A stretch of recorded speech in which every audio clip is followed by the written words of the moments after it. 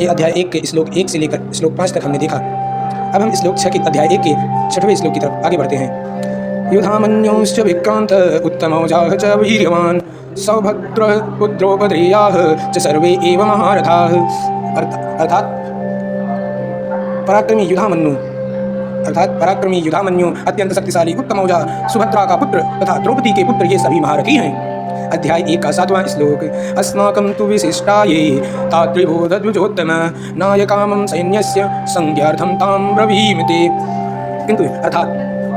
किंतु हे ब्राह्मण श्रेष्ठ, आपकी सूचना के लिए मैं अपनी सेना की उन नायकों के विषय में बताना चाहूँगा जो मेरी सेना को संचालित करने में विशेष रूप से निपुण हैं। राधा राधा जय श्री राधा, राधा श्री राधा। अध्याय 1 का 8वां श्लोक। 8वां श्लोक क्या कहता है? अध्याय 1 का 8वां श्लोक कहता है,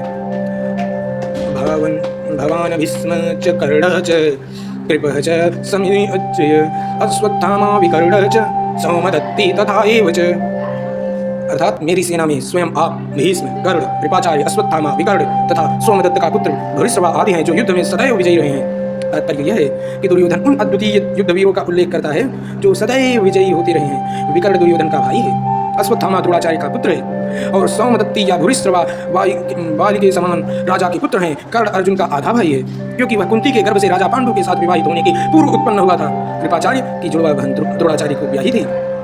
अध्याय 1 का 9वां श्लोक सुने उसके पहले हम कहते हैं, राधा राधा जय श्री राधा, राधा श्री राधा, श्री राधा राधा, राधा श्री राधा, श्री राधा राधा, राधा श्री राधा, श्री राधा राधा, राधा।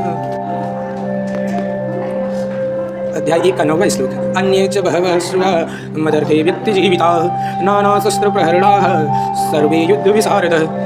ऐसे अन्य अनेक वीर भी हैं जो मेरे लिए अपना जीवन त्याग करने के लिए उद्यत हैं। वे विविध प्रकार के हथियारों से सुसज्जित और युद्ध विद्या में निपुण हैं। तात्पर्य यह है कि जहाँ तक अन्यों का यथा जयद्रथ, कृतवर्मा तथा शैल्य